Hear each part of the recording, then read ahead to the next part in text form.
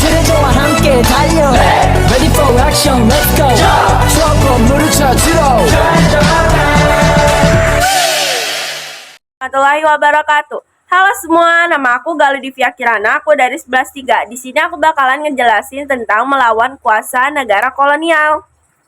Untuk yang pertama, aku di sini bakalan ngejelasin tentang latar belakang perdagangan negara-negara Eropa. Kedatangan negara-negara Eropa di Nusantara awalnya hanya ingin berdagang dengan penguasa lokal.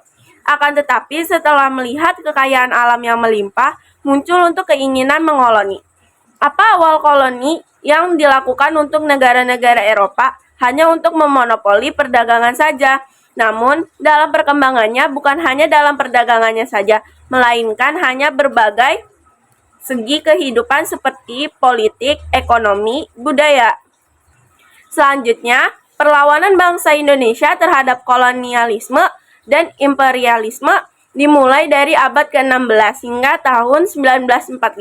Perlawanan ini merupakan rangkaian perjuangan bangsa Indonesia untuk membebaskan diri dari keadaan atau gerakan yang menekan, baik dengan atau tanpa kekerasan senjata.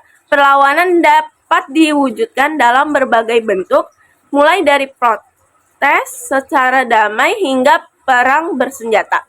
Biasanya perlawanan tersebut dilakukan untuk mempertahankan kedaulatan budaya dan identitas nasional. Perlawanan bangsa Indonesia terhadap penjajah Belanda disebabkan karena adanya VOC, Kongsi Dagang Hindia Timur, yang dianggap sebagai upaya bangsa Belanda untuk memonopoli kekayaan Indonesia dan membuat rakyat semakin sengsara.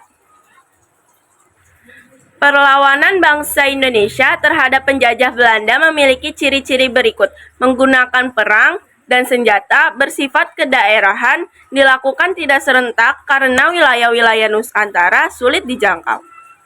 Di sini aku bakalan ngejelasin teori.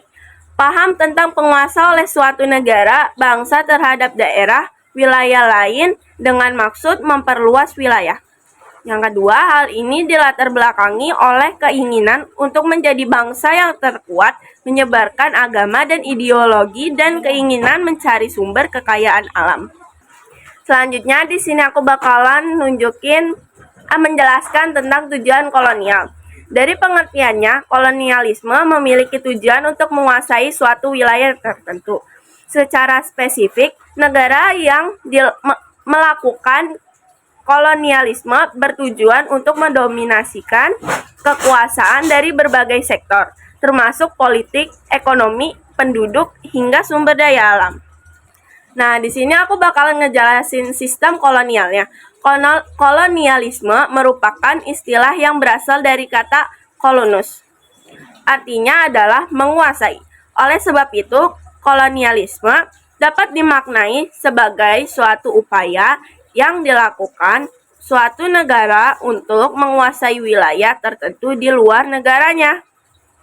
Di sini aku bakalan ngasih tahu 4 macam kebijakan pemerintah kolonial. 1. Kerja paksa. Kedua, monopoli perdagangan. Terjadi kegiatan monopoli yang dilakukan bangsa Barat untuk menguasai perdagangan Indonesia. Yang ketiga, sistem tanah Jawa. Yang keempat, tanam paksa. Di sini aku bakalan ngejelasin kesimpulannya. Kesimpulan dari melawan negara kolonial menggambarkan perjuangan melawan penjajah sebagai bentuk perlawanan terhadap penindasan, ketidakadilan, dan eksploitasi oleh kekuatan kolonial. Buku ini menyoroti pentingnya semangat nasionalisme, solidaritas, dan kesadaran kolektif dalam merebut kembali kedaulatan dan kemerdekaan dari negara penjajah. Dalam konteks ini, perlawanan terhadap kolonialisme juga merupakan perjuangan untuk memulihkan identitasnya, budaya, martabat, dan hak-hak rakyat yang telah dirampas oleh penjajah.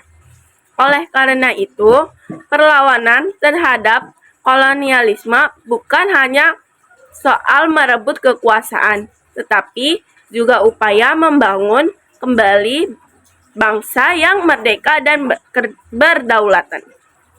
Jadi segini aja penjelasan dari melawan negara kolonial. Sekian, terima kasih semuanya. Wassalamualaikum warahmatullahi wabarakatuh.